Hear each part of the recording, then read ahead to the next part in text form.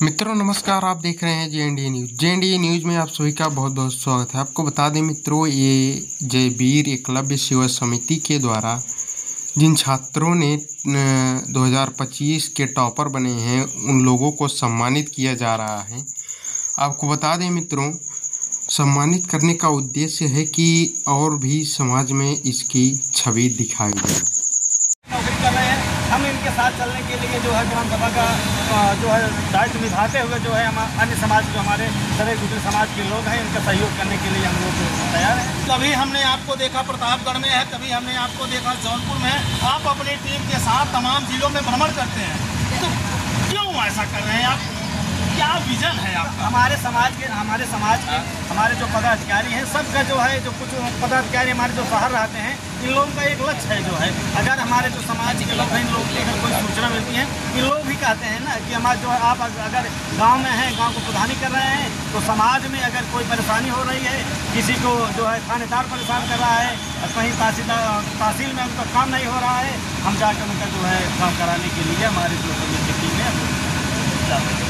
अब आप समझ सकते हैं, कोई एक काम नहीं कर पा रहा, 2-3 नहीं कर पा रहा, यहाँ पूरे गांव को लेकर के चलते हैं, उसके बावजूद भी तमाम गरीब कुचले दबे लोगों की सहायता करने के लिए दूसरे जिलों का भी भ्रमण कर लेते हैं। अभी हमने वीडियो बनाया था, ग्राम सभा में अग्निकांड हुआ था, तमाम घर जल के तबाह हो गए थे। यही जय वीर एकलव्य सेवा समिति के जितने भी लोग हैं 50,000 रुपए का सामान ले जाकर के उस गरीब घर के छोड़ आए। अब समझ सकते हैं, किसी के पास 10 रुपए नहीं है साहब जो वो दान कर दे। आखिर इन लोगों को क्या पड़ी है कि जो अपने घर के पैसे को किसी दूसरे के घर में पहुंचा रहे हैं। जानते हैं क्यों? ऐसा करने से मन में शांति मिलती है, दिल में सुकून मिलता है। एक प्रधान जी और हैं, ये भी इसी पार्टी इसी समिति से लगे हुए हैं। क्या नाम है आपका? आप भी प्रतापगढ़ की धरती से हैं, तो आज तमाम आप यहाँ आयोजन किए हैं, लगभग कई 100 लोगों की भीड़ भी रही है, तमाम बच्चे भी आए, आप लोगों ने संवर्धन भी किया, बुकें भी दी, पेन भी दिए, तमाम खान पान की व्यवस्था की। उसके बावजूद आप निरंतर जो है एक दूसरे की मदद करते रहते हैं, ऐसा करें। भाई देखिए, समाज में परेशानी आती रहती है। हमारे समिति के लोग, हम लोग मीटिंग करते हैं, ऑनलाइन मीटिंग करेंगे, फिर बैठ कर मीटिंग करेंगे, तो समाज की जो समस्या है उसको विचार किया जाता है, फिर हम लोग कलेक्शन करते हैं, जाकर मदद करते हैं। तो ऐसा करने से इतना सुकून मिलता है भाई, सब इतनी चैन की नींद आती है ना, बहुत अच्छा लगता है, शांति मिलती है जी, बहुत अच्छा लगता है। और हम लोग यही सोच रहे हैं कि हमारी जो समिति है ऐसी बात करती रहेगी, और जितने भी जैसे मेधावी छात्र हैं जो पढ़ने में जिनको पैसे की वजह से पढ़ाई उनकी रुक रही है, अगर उनकी बात हम लोग आती है, हम लोग उनकी मदद करेंगे, उनकी पढ़ाई आगे बढ़ाएंगे। और समाज में जैसे कोई आपका किसी के साथ होता है, वो भी सूचना हम लोगों को मिलेगी, हम लोग वहाँ जाकर बोल कर विश्वास भाव से उनकी मदद करेंगे। अब आप समझ सकते हैं कि घर परिवार को देखते हुए, गांव समाज को देखते हुए गरीबों की सहायता करना इनकी आदत सी बन गई है साहब। किसी को अपनी फिक्र होती है, लेकिन इस संस्था के लोगों को गैरों की फिक्र रहती है। मैं बात करता हूँ, आज के दौर में लोग सरकारी सर्विसेज में रहते हैं, अपने परिवार का पेट पालते हैं, अपने ऐशो आराम की जिंदगी के लिए जंग लड़ते हैं, लेकिन हमारे फ्रेम में है, आप देख सकते हैं, ये संस्थापक है जय वीर एकलव्य सेवा समिति के संस्थापक हैं सुरेंद्र निषाद जी। हम इनसे भी एक सवाल करेंगे। कैसे हैं आप? बढ़िया। हमारी आपकी दूसरी बार मुलाकात होगी। आप सरकारी पद पे कार्यरत हैं? परिवार से भी अच्छे खासे हैं? हाँ, अभी तो फिलहाल इस तो महोदय, आपको क्या पड़ी थी कि इस तरह के जो है कार्यक्रम को करना और समिति का गठन करना, लोगों के दरवाजे जाना, अलग जगाना, ये सब क्या पड़ी थी? कारण हो सकता है, देखिए, अगर हम गरीबी देखें, मेरा मानना है कि जैसे हम डायरेक्ट किसी अमीर घर में पैदा हो गए, हमको गरीबी पता ही नहीं होती, क्या है, क्या कठिनाई होती है, कैसे पढ़ना होता है, सारी चीज़ें। तो हो सकता है मैं इस क्षेत्र में नहीं आता, इस पे और 90% तो नहीं आता, 10% में आ सकता था। लेकिन हम लोग जितने भी पदाधिकारी हैं लगभग 95% लोग ऐसे हैं जो बिल्कुल गरीब परिवार से पहले थे। आज ईश्वर की कृपा से थोड़ा सा मिडिल क्लास से ऊपर आए। मिडिल क्लास अभी भी मान सकते हैं, लेकिन ईश्वर ने इतना सब कुछ दिया है कि मैं एक अच्छा जीवन यापन कर सकूँ। तो जो हमारी गरीबी पहले थी उसमें क्या थी, शिक्षा की प्रॉब्लम आई, हमें गरीबी देखनी पड़ी।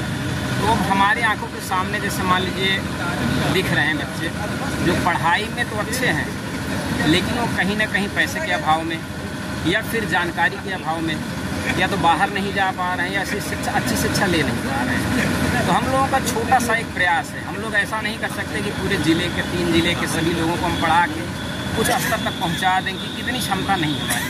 हमारी क्षमता कुछ है। हम लोग जैसे 70-80 हज़ार 90 हज़ार जो भी पा रहे हैं, ईश्वर ने दिया जो है उसी में से कुछ अंश दान देते हैं। दान क्या मतलब, बच्चों को प्रोत्साहित करने के लिए थोड़ा सा उनको ये लगे कि हमारे साथ कोई खड़ा है। ना तो हम उसके घर रोज़ राशन पहुंचा सकते हैं और ना तो हमेशा के लिए शिक्षा के लिए सब कुछ कर सकते हैं, लेकिन बच्चे को जब प्रोत्साहन कहीं से मिलता है, उसके अंदर एनर्जी आती है, गाइडेंस मिलता है, तो समझता है कि हम इस चीज़ को करके बिना पैसे के भी ये चीज़ हम पढ़ सकते हैं। आजकल यूट्यूब है, इंटरनेट है, बहुत सारी चीज़ें हैं, बच्चे जो घर से पढ़ के बहुत अच्छे स्तर पर जा सकते हैं। उसी में से हम लोग थोड़ा सा उन लोगों की मदद कर देते हैं। कहीं कोई नीट करना चाह रहा है, कोई IIT करना चाह रहा है, तो हम लोग ये वादा करते हैं इस मंथ से, अगर वो 10th में अच्छा नंबर लाया, 12th में अच्छा नंबर लाया, तो वो बाद में जाके अच्छी कोई UPSC का पेपर देना चाहता है, UPSC करना चाहता है, नीट करना, IIT कुछ भी करना चाहता है, तो हम लोग ये वादा करते हैं उनसे कि आप जब उस स्तर पर पहुँचोगे, आपके एडमिशन की फ़ीस या फिर कोचिंग की फ़ीस समस्या बनती, हम लोग सारे मिल के, अकेले मुझे भी पता है हम अकेले नहीं कर सकते हैं, लेकिन हमारे टीम के जितने भी लोग हैं सारे लोग मिल के, और वो भी ये भी नहीं 5 लाख एक साथ हम दे देंगे, हो सकते हैं 50,000, 1 लाख, जितना सक्षम है उस हिसाब से हम लोग किस्तों में भी दे सकते हैं कि आप 1 बार नहीं 2 बार 3 बार में आप जमा कर दीजिए। ऐसा विज़न लेके हम लोगों ने जो है इस समिति का गठन किया है। तो दूसरा जो उद्देश्य है वह सबसे बड़ा ये है कि थोड़ा सा गरीबी हमारे समाज में, तो गरीबी है तो अब उस गरीबी से उठें कैसे। कई बार तो कई जगह ऐसी स्थितियाँ देखने को मिलती हैं, खाने पीने की भी समस्या, आगे बेचारे खाने पीने के भी लाले पड़ रहे हैं। तो उनको हम क्या करते हैं, सोचते हैं कि इनका जीविका चलने के जीविकोपार्जन के लिए कुछ हम लोग मुहैया करा दें। जैसे अभी आप उदाहरण के लिए सामने एक ऑटो रिक्शा खड़ा है, वो हम लोगों ने मुहैया कराया, अब उनका जीवन चल रहा है। इसी तरह से हम लोग किसी की दुकान रखवा दें या फिर किसी की सिलाई मशीन दिलवा दें। इस ढंग से ऐसा काम करने की कोशिश करते हैं, डायरेक्ट उनको पैसा हम लोग मुहैया नहीं कराते। लेकिन सवाल ये है जी कि आज के ज़माने में साहब कोई एक चाय पिलाने के लिए कतराता है, तो इतना बड़ा बीड़ा आप उठा लिए यहाँ लोगों की लाइन लग जाएगी, कैसे मैनेज करेंगे? नहीं सर, ये मेरा बीड़ा है ही नहीं, ये समाज का बीड़ा है, हमारे समिति का बीड़ा है, सभी का सहयोग का बीड़ा है। हम अकेले अगर करना हो तो शायद नहीं कर पाते। अच्छा, इतना बड़ा उमंग, इतनी बड़ी जोश ये आपके अंदर आई कहाँ से? सर आप लोगों का प्यार है सर, सब लोगों का सहयोग है बस, और उमंग अपने मन से आती है। लोग जब सहयोग करते हैं, कहते हैं ना कि एक जो लकड़ी है उसको सभी तोड़ सकते हैं, लेकिन अगर वो लकड़ी का गट्ठर बन जाए तो उसको तोड़ना मुश्किल हो जाता है। उसी तरह से हमारी जो समिति है वो एक संगठन बन गई है। किसी को मदद अगर हम 1000 करना चाहते हैं, जब सारे मिल के करते हैं तो 1 लाख भी कर सकते हैं आसानी से। तो इसलिए सभी का सहयोग है, इसलिए हम लोग ऐसा कर पा रहे हैं। बहुत बहुत धन्यवाद। अभी आपने देखा कि उम्र भी बहुत ज़्यादा नहीं है, लेकिन उम्र से कहीं 10 गुना ज़्यादा बीड़ा उठा लिए हैं।